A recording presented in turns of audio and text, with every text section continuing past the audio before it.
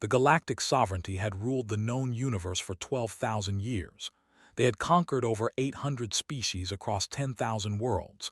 No one challenged them. No one dared. Their fleets were endless, their technology was supreme, and their authority was absolute. When they demanded tribute from a new species, that species paid. When they demanded surrender, that species surrendered. This was the natural order of things. So when the small blue planet called Earth refused to bow, the sovereignty found it amusing rather than threatening. Commander of the Dominion stood before the High Council in the great chamber on their capital world. He was tall even by standards, with 4 eyes that gleamed like polished obsidian and scales that shimmered between purple and black. He had conquered 11 species in his career. He had never lost a single battle. "The humans have rejected our terms," he announced to the council. Their ambassador delivered their response personally. "She told us to, and I quote her exact words, go straight to hell." Laughter rippled through the chamber. The council members, ancient beings who had seen empires rise and fall, found this genuinely entertaining. A primitive species from a backwater system had just insulted the greatest power in the galaxy. "What do we know about these humans?" asked High Chancellor, an elderly whose scales had faded to pale gray. "They are a Class 7 species," replied.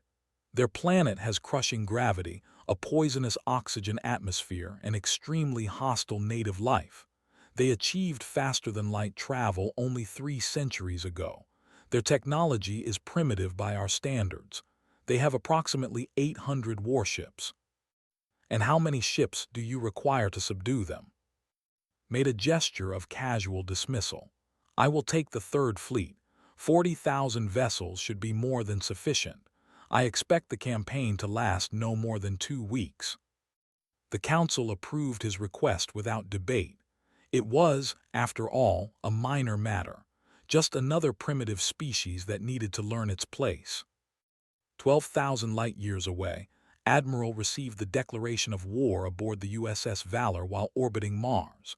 She was a small woman of 53 years, with gray streaks running through her dark hair and calm brown eyes that had seen 3 decades of military service. She had fought pirates in the outer colonies. She had negotiated with hostile alien traders. She had buried friends and sent young soldiers to their deaths.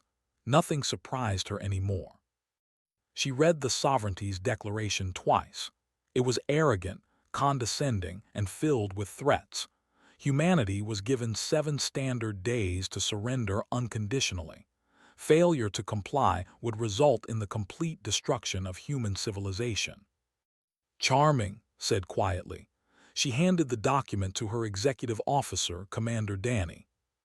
Danny was younger than her by 15 years, a tall man with a serious face and quick mind. He read the declaration, and his expression grew darker with each line. "They are giving us a week to surrender everything," he said. "Our worlds, our freedom, our future." "Yes. Our intelligence estimates their invasion fleet at 40,000 vessels, Admiral. We have 800. Turned away from him and looked out the viewport. Earth hung in the distance, a small blue marble against the infinite black. She had been born on that planet. Her children lived there.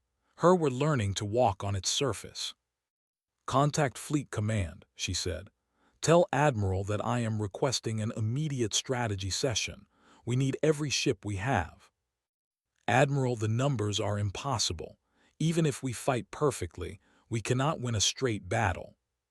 Smiled, and there was something cold in that smile, something ancient and dangerous. "Then we will not fight a straight battle, Commander. Humans have never fought fair when our survival was at stake. We are not going to start now." She spent the next 6 hours in communication with Earth's military leadership. The conversations were grim but focused. There was no panic, no despair. The men and women who led humanity's defense forces had studied history. They knew what their ancestors had accomplished against impossible odds. General Sam Martinez, the Supreme Commander of Earth's ground forces, spoke plainly during the final conference. "We cannot match their numbers. We cannot match their technology. but we can make them pay for every inch of space they take. We can bleed them. We can make this war so costly that even victory becomes defeat. The sovereignty has never faced a species that refused to surrender, Admiral added. He was an old man with white hair and sharp eyes. They expect us to fold after the first engagement. They do not understand what we are. Then we will teach them, said. The preparations began immediately. Human engineers worked around the clock, converting civilian ships into weapons platforms, seeding the outer system with millions of automated mines, establishing hidden bases in the asteroid belt. Scientists who had spent their careers studying alien technology now focused on finding weaknesses in ship designs. On Earth, the population was informed of the coming war. There was fear, yes. There was anger, but there was also something else, something that the sovereignty had never encountered in their 12,000 years of conquest. There was defiance. Volunteers flooded military recruitment centers. Factories shifted to wartime production. Families said goodbye to sons and daughters who might never return. And everywhere, on every world and station and ship, humans prepared to fight. Stood on the bridge of the Valor as the final preparations were completed. Her crew moved around her with quiet efficiency, each person focused on their tasks. They were afraid. She could see it in their eyes, but they were also determined. Admiral, Danny said, approaching her with a data pad. The Third Fleet has entered sensor range. They will arrive in the outer system within 72 hours. Took the data pad and studied the enemy formation. 40,000 ships arranged in perfect geometric patterns, advancing with the confidence of an army that had never known defeat. Signal all commands, she said. Operation Welcome Mat is now active. Yes, Admiral. Looked out at the stars one last time. Somewhere out there, an alien commander was expecting an easy victory. He was expecting a primitive species to crumble at the first sign of force. He had no idea what was waiting for him. The humans were not going to surrender. They were not going to run. They were going to fight with everything they had, and they were going to make the sovereignty understand a simple truth. Going to war with was a really, really bad idea. The first battle of the human sovereignty war was about to begin. The Third Fleet dropped out of hyperspace at the edge of the Sol system with perfect precision. 40,000 warships arranged in battle formation, their hulls gleaming under distant starlight. It was a display of overwhelming force designed to crush any hope of resistance before the fighting even began. Fleet Commander L stood on the bridge of his flagship, the Eternal Blade. He was a veteran of 6 conquest campaigns, decorated by the High Council itself. His 4 eyes scanned the sensor displays with practiced ease, searching for the enemy fleet that should have been waiting to meet him. He found nothing. Report, he ordered, his voice sharp with irritation. His sensor officer, a young named, studied his instruments with growing confusion. Commander, I am detecting no significant military presence in our immediate vicinity. There are power signatures near the 4th planet and scattered readings throughout the asteroid belt, but no organized fleet formation. They are hiding, El said with contempt. The cowards have scattered like prey animals. Very well, we will hunt them down one by one. All ships advance in standard conquest formation. The fleet moved forward, engines burning bright against the darkness. They crossed the outer boundary of the system and continued toward the inner planets where the human waited. The first mine detonated without warning. It was a small device, no larger than a cargo container, hidden among the debris of the outer system. When the destroyer passed within range, the mine's sensors activated, and it launched itself at the ship's hull with terrifying speed. The explosion tore the destroyer in half. Before El could even process what had happened, more detonations erupted across his formation. Mines were everywhere, hidden in asteroid shadows, drifting in seemingly empty space, buried in cosmic dust clouds. They were crude weapons by galactic standards, simple antimatter charges with basic targeting systems. But there were millions of them. Evasive action, El screamed. All ships evasive action now. But his fleet was too large and too tightly packed. Ships collided with each other trying to avoid the mines. Others flew directly into new mine fields while fleeing from the ones behind them. In the chaos, discipline collapsed. Captains gave conflicting orders. Crews panicked. 47 ships died in the first 15 minutes. Lieutenant Chris Hawkins watched the destruction from his position aboard the stealth frigate Nightfall. He was 26 years old, with short brown hair and the steady hands of a fighter pilot. His ship was one of 20 small vessels that had been hiding in the asteroid belt for 3 days, running silent, waiting for this exact moment. "Alpha Wing, this is Nightfall," he said into his comm. "The enemy has stopped advancing. They are trying to reorganize, execute Phase 2. The 20 human ships emerged from the asteroid shadows like ghosts.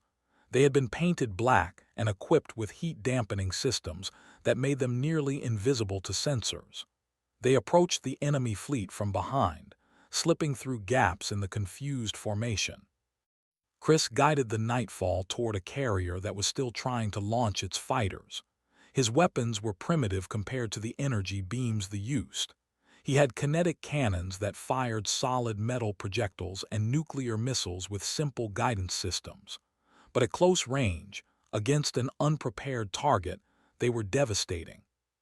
"Firing solution locked," his weapons officer reported. "Fire everything." The Nightfall's cannons roared. Metal slugs tore through the carrier's unshielded rear sections. A nuclear missile followed, striking the ship's engine compartment. The carrier exploded in a ball of white fire that consumed 3 nearby vessels. All around the fleet, similar attacks were unfolding. Human ships struck fast and hard, targeting engines and weapon systems, crippling ships that could have destroyed them in a fair fight. They did not stay to engage. They hit their targets and vanished back into the darkness before the enemy could respond. El watched a quarter of his fleet die in less than an hour. His communications were flooded with distress calls and damage reports. His officers were shouting conflicting information. And somewhere out there, invisible enemies were picking his ships apart. "Commander, we need to retreat," his first officer said. "We are losing too many ships." "Retreat," El's voice was barely a whisper. "We outnumber them 50 to 1. How can we retreat? They are not fighting the way they should. They are not following any tactical doctrine we recognize. If we continue, we will lose even more." El stood in silence for a long moment. His entire career, he had never retreated from battle. The sovereignty did not retreat. The sovereignty conquered. But the burning wreckage of his fleet was impossible to ignore. "Signal all ships," he finally said. "Fall back to the system boundary. We will regroup and reassess." The Third Fleet limped away from Sol with nearly 1,000 ships destroyed or disabled. They had not fired a single shot at an enemy vessel. They had not even seen the enemy clearly. They had been ambushed, humiliated, and driven back by a species they had considered primitive. On the bridge of the Valor, Admiral received the report of the enemy retreat with a single nod. There was no celebration, no cheering. Everyone knew this was only the beginning. "Casualties?" she asked. 7 ships lost," Danny replied. 218 personnel killed or missing." Closed her eyes for a moment. 218 families would receive terrible news today. 218 lives ended in the first engagement of a war that was far from over. "They will return with more ships," she said. "Yes, Admiral, probably a lot more." "Then we need to be ready." Turned to face her crew. "Outstanding work, everyone. You have proven that we can hurt them, but this fight is just beginning. They are going to come back angry, and they are going to come back with everything they have. We need to make sure that when they do, we have more surprises waiting." Far away, in the halls of the Sovereignty, The report of the Third Fleet's defeat was received with shock and outrage. A full investigation was ordered. Commanders were summoned to explain how a primitive species had humiliated their military. And in a quiet office in the intelligence division, an analyst named began a comprehensive study of the species called humanity. What she discovered would change everything. The humans were not like any species the sovereignty had ever conquered. They were something far more dangerous, and the war had only just begun. The High Council of the Galactic Sovereignty met in emergency session for the first time in 300 years. The Great Chamber was filled with representatives from a dozen species, all of them subjects of the Dominion, all of them watching in stunned silence as Fleet Commander L presented his report. "We lost 947 vessels," L said, his voice flat and emotionless. "We did not destroy a single confirmed enemy ship. The humans used weapons and tactics that our intelligence did not predict. They fought without honor, without proper formation, without any respect for the established rules of warfare." High Chancellor leaned forward in his seat. His ancient eyes were hard with anger. "You are telling me that 40,000 of our ships were driven back by a species with 800 vessels. You are telling me that the greatest military force in the galaxy was humiliated by primitives." "Yes, High Chancellor." "How is this possible?" L had no answer. He stood in shameful silence while the council debated his failure. Some called for his execution. Others demanded an immediate second invasion with overwhelming force. But a few voices urged caution. "Perhaps we should learn more about these humans before we send another fleet," suggested an elderly female whose scales had turned white with age. "We clearly underestimated them. We should not make the same mistake twice." The council eventually agreed. Before the next invasion, they would study humanity in detail. They would understand their enemy completely. Only then would they strike again. This task fell to a young analyst in the Sovereignty's intelligence division. She was small with 4 eyes that were always moving, always observing. She had spent her career studying conquered species, cataloging their weaknesses, predicting their behavior. She was very good at her job. What she found when she studied humanity terrified her. She began with their Earth was classified as a Class 7, but quickly realized that this classification did not capture the full horror of the planet. The gravity was strong enough to crush most structures. The atmosphere contained 20% oxygen, a gas that was poisonous to most galactic species. The surface temperature varied wildly, from frozen wastelands to burning deserts. The planet was constantly shaken by earthquakes, bombarded by radiation from its star, and swept by violent storms. And the native life was even worse. Earth was home to millions of species, and almost all of them were engaged in constant predation. Animals hunted and killed each other for food. Plants produced poisons to defend themselves. Microscopic organisms invaded the bodies of larger creatures and consumed them from within. It was a world of endless biological warfare. The humans had evolved in this nightmare. They had not just survived it, they had conquered it. Studied their biology next. Humans were persistence predators, she learned. They did not hunt through speed or strength. Instead, they followed their prey for hours, sometimes days, walking steadily while their targets ran and exhausted themselves. Humans could travel incredible distances without rest. They could survive injuries that would kill any instantly. They healed from wounds that should have been fatal. They adapted to almost any environment. But it was their history that truly disturbed her. Humans had been fighting each other since before they developed written language. Their entire civilization was built on war. They had fought over territory, over resources, over ideas, over religion, over pride. They had developed weapons of terrible power, weapons that could poison entire atmospheres, weapons that could crack planetary crusts, weapons that could split atoms themselves. And they had used these weapons, not against alien enemies, but against each other. read accounts of human conflicts and felt sick. They had killed millions of their own kind in single wars. They had committed acts of brutality that made conquest campaigns look gentle by comparison. And after each war, they rebuilt and prepared for the next one. They are insane, whispered to herself as she reviewed the data. They are completely insane. But there was more. Humans had a psychological trait that no other species possessed. They called it spite. When faced with certain defeat, when logic and reason demanded surrender, humans would often choose to fight anyway. They would absorb tremendous damage to themselves simply to ensure their enemy suffered. They would destroy their own resources rather than let an invader claim them. They would die rather than submit. Compiled her findings into a report and presented it to the High Council with trembling hands. She explained human endurance, their creativity, their pack-bonding instincts that made them fight ferociously for their companions. She showed them records of human soldiers charging enemy positions with no hope of survival, simply to buy time for their friends to escape. They do not think like us, she told the council. When we conquer a species, that species calculates the odds and surrenders when resistance becomes pointless. Humans do not make this calculation. Resistance is never pointless to them. Fighting is not a means to an end.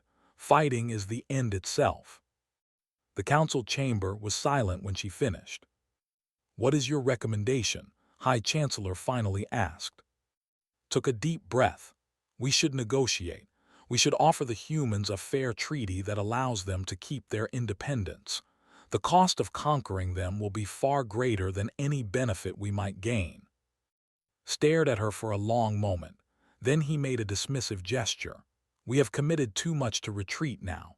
The sovereignty does not negotiate with primitive species. It does not show weakness. The 10th Fleet is already being assembled. This time, we will send 200,000 ships. We will crush them with overwhelming force." Wanted to argue. She wanted to explain that more ships would not solve the problem, that humans would simply fight harder against a larger enemy. But she was a junior analyst speaking to the most powerful beings in the galaxy. Her voice did not matter. "As you command, High Chancellor," she said. She left the council chamber knowing that the sovereignty was about to make a terrible mistake. The humans would not surrender, no matter how many ships came for them. They would fight until the very end, and they would make the sovereignty pay for every inch of ground. The 10th Fleet launched 3 weeks later. 200,000 warships, the largest invasion force in sovereignty history, heading toward a small blue planet on the edge of the galaxy. They expected victory. They expected the humans to finally understand that resistance was futile. They had learned nothing. The 10th Fleet arrived in the Sol system like a storm of metal and fire. 200,000 warships filled the void, so numerous that they blocked out the distant stars. Admiral himself commanded from the eternal victory, determined to succeed where El had failed. This time there would be no mistakes. The fleet advanced slowly, methodically, scanning every rock and debris field for mines. Screening vessels protected the main force. Fighter patrols swept ahead looking for ambushes. Every lesson from the first defeat had been learned. It took them 3 weeks to reach Mars. They lost ships every day, but the losses were manageable. Human forces harried them constantly, small vessels darting out of asteroid shadows to strike and vanish. But they adapted. They deployed countermeasures. They hunted the raiders with dedicated pursuit groups. Slowly, inevitably, they pushed forward. Captain Lisa commanded a squadron of human raiders from her ship, the Raven. She was 42 years old, a veteran of the frontier conflicts who had lost her younger brother in the first attack. There was a cold fire in her eyes that her crew had learned to recognize, a quiet fury that never faded. "They are adapting," her tactical officer reported during a briefing. "They have started deploying screening forces specifically to prevent our hit-and-run attacks. Our casualty rates are increasing." "Then we adapt too," Lisa said. "We cannot stop them from advancing, but we can make every mile cost them. New target priority, supply ships. The strategy shift caught the off guard. Human raiders stopped attacking warships and focused entirely on the massive cargo vessels that kept the invasion fleet supplied with fuel, ammunition, and food. These ships were slower, less defended, and absolutely essential. Within 2 weeks was facing a logistics crisis. His fleet was enormous, but it needed enormous resources to function. The humans were bleeding him dry. "Send word to the sovereignty," he ordered during an emergency meeting with his officers. "We require additional supply ships. We also need replacement crews. Our personnel are exhausted." The request was granted, but the new supplies took time to arrive. Meanwhile, the humans kept fighting. On Earth, General Sam Martinez coordinated the defense from a bunker deep beneath the Rocky Mountains. He was 60 years old, with a face like weathered stone and eyes that had seen too much death. The situation reports on his desk told a grim story. Mars had fallen. They had established a forward base in the asteroid belt. Human casualties were mounting every day. The outer colonies were cut off, their populations either evacuated or left to fend for themselves. "Sir, they are offering terms again," his aide reported. "Same as before. Complete surrender. Humanity will be designated a servant species. We will provide labor and resources for the sovereignty. In exchange, they will not destroy our population centers." Sam laughed, a short, harsh sound with no humor in it. "Tell them no." "Sir, with respect, we are losing. The mathematics are clear. We cannot win this war." Sam turned to look at the young officer. The man was barely 30, probably had a family somewhere, probably wanted to live long enough to see his children grow up. Sam understood that desire. He felt it himself. "Son, let me tell you something. My grandmother survived 3 years in a prison camp during a war before you were born. She was captured when she was 19 years old. They starved her, beat her, worked her until she could barely stand. When the camp was liberated, she weighed 80 pounds. 80 pounds. And you know what she told me?" The aide shook his head. "She said that the moment you give up, you have already lost. Not when the enemy captures you, not when they hurt you. The moment you decide in your heart that you are beaten, that is when you truly lose." Sam turned back to his reports. "We might die here. Every last one of us might die. But we are going to make them pay for every inch of ground they take. We are going to make this war so expensive that even if they win, they lose." The war dragged on for months. The fleet pushed deeper into the system, but their advance was agonizingly slow. Every asteroid field was filled with traps. Every moon had hidden defense platforms. Every empty region of space contained surprises. And the humans would not stop fighting. Lisa died in the 3rd month of the war. Her ship was destroyed, covering the retreat of a civilian evacuation convoy from the Jupiter stations. She rammed her burning vessel into a carrier, taking it with her. Her crew voted unanimously to stay aboard for the final attack. Lieutenant Chris Hawkins took command of what remained of her squadron. He was 26 years old now, but he looked much older. His eyes had the same cold fire that Lisa's had carried. "New orders from command," he told his pilots during a briefing. "They are approaching lunar orbit. Earth's final defenses are being activated. We are to fall back and support the home fleet." "How many ships do we have left?" someone asked. 12 combat-capable vessels." Silence filled the room. They had started with 800 ships. Now they were down to 12. "Any chance of reinforcements?" Chris shook his head. "There are no reinforcements. What we have is what we have." One of the younger pilots, a woman named Grace Torres, spoke up. "So this is it. This is the end." Chris looked at her for a long moment. Then he smiled, and it was the same cold smile that Admiral had shown at the beginning of the war. "Maybe," he said. "But if it is the end, we are going to make sure they remember us. We are going to make sure that for the next 1,000 years, whenever someone talks about going to war with humans, they remember what happened here. They remember the price." The final battle for Earth was about to begin. The humans were outnumbered and out of options, but they were not beaten. They would never be beaten. Not until the very last one of them was dead. 6 months into the war, they had conquered everything except Earth itself. Mars was occupied. The lunar bases were destroyed. The outer colonies were silent ruins drifting in the void. Humanity had been pushed back to the last refuge of a species facing extinction. Admiral positioned his remaining fleet in orbit around Earth, preparing for the final bombardment. He had lost over 90,000 ships to reach this point.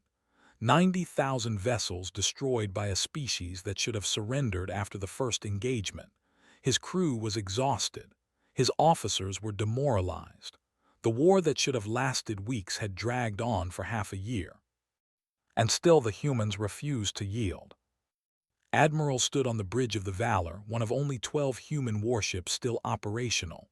Her uniform was torn and stained. Her face was gaunt from lack of sleep. She had lost friends, colleagues, and thousands of personnel under her command. But her eyes were still clear, still focused, still burning with quiet determination. "Status report," she said. Commander Danny approached her with a data pad. He looked as exhausted as she felt. "The orbital defense platforms are fully charged and ready. The ground-based systems are online. All civilian populations have been moved to the deep shelters." And Operation Prometheus. Green across the board. All batteries are manned and awaiting your command. Nodded slowly. This was the secret they had kept for the entire war. While their fleets had fought and died in space, engineers on Earth had been building something unprecedented. Thousands of electromagnetic cannons hidden beneath the planet's surface, capable of accelerating tungsten projectiles to a significant fraction of light speed. They called them mass drivers. They called the plan Operation Prometheus. "Open a channel to the flagship," ordered. The communication was established within seconds. Admiral's 4 eyes appeared on the screen, gleaming with predatory satisfaction. "Human Commander," he said, "I am pleased you wish to speak. Have you finally decided to surrender? I may still show mercy if you submit now." Smiled, and there was nothing warm in that expression. "No surrender. I just wanted to speak with you before the end." Made a dismissive gesture. "Then speak. It will be your last words." "You should have listened to your analyst, the one who recommended negotiation." The Admiral froze. His 4 eyes blinked in rapid succession. "How do you know about that?" "We have been listening to your communication since week 2 of this war. Your encryption is not as sophisticated as you believe." Leaned forward slightly. "She was right, you know. That was her name, was it not? She understood what we are. She understood that conquering us would cost more than we were worth. But your council did not listen. Your High Chancellor was too proud to negotiate with primitives." "You are bluffing." "Am I? You came here expecting an easy victory. Instead, you have spent 6 months grinding against a species that evolved on a world that tried to kill them every single day. You have lost 90,000 ships. Your supply lines are in ruins. Your crews are exhausted and frightened, and you still have not beaten us." Scales darkened with anger. "You have 12 ships. Earth will fall within the hour." "Perhaps," said, "but here is what is going to happen first." She pressed a button on her command console. Across the surface of Earth, thousands of concealed hatches opened simultaneously. The mass drivers that had been hidden beneath mountains and plains and ocean floors began to fire. Their projectiles were simple tungsten rods, each one weighing several tons, but they were traveling at speeds that made them more destructive than any nuclear weapon. The first projectiles struck the fleet 7 seconds later. Ships did not explode. They simply ceased to exist. The kinetic energy of the impacts was so massive that vessels were torn apart at the molecular level. The Eternal Victory's flagship took 3 direct hits. That had conquered a dozen species was vaporized in less than a second. The bombardment lasted for 4 minutes. When it stopped, The fleet had been reduced to scattered debris. 30,000 ships survived out of 200,000. They fled toward the edge of the system in complete disorder, their command structure destroyed, their will to fight broken. No one pursued them. The humans had nothing left to pursue with. On Earth, the news spread slowly at first, then faster as communications were restored. They were retreating. The invasion had been stopped. Humanity had survived. There was no celebration. The cost had been too high for celebration. Billions were dead. Entire colonies had been wiped out. The infrastructure of human civilization was in ruins. It would take generations to rebuild. But they had survived. The peace treaty was signed 3 weeks later. The galactic sovereignty, for the first time in 12,000 years, agreed to recognize a species as an equal rather than a subject. Human space was declared off-limits to sovereignty forces. Trade relations would be established on fair terms. There would be no tribute, no submission, no designation as a servant species. The humans had won. 20 years later, the analyst published her memoirs. She had been quietly promoted after the war, her warnings vindicated by the catastrophic defeat. Her book became required reading at sovereignty military academies throughout the galaxy. In the final chapter, she wrote a passage that would be quoted for centuries. We made a fundamental error in our assessment of humanity. We looked at their technology and saw primitives. We looked at their numbers and saw easy prey. We looked at their planet and saw a barbaric not worth conquering. We failed to look at what that had created. Earth is not just a dangerous planet. It is a factory that produces the most dangerous thing in the universe. Creatures who have been fighting for survival since the moment they learned to walk. Creatures who do not surrender, who do not yield, who would rather die than submit. Creatures who have spent their entire existence at war with their world and with each other, and who emerged from that crucible harder and more determined than any species the sovereignty has ever encountered. The lesson is simple. Do not go to war with, you might win, but the price of victory will be more than you can ever afford to pay. It will break your fleets, exhaust your resources, and haunt your nightmares for generations. Let humanity be, trade with them, respect them, but never ever try to conquer them, because they will make you regret it. The Sol system was never invaded again. And somewhere in the rebuilt cities of Earth, the children of survivors grew up hearing stories about the war. They learned about the heroes who had fought and died to protect them. They learned about persistence, about defiance, about the power of refusing to give up. They learned what it meant to be human. And they never forgot.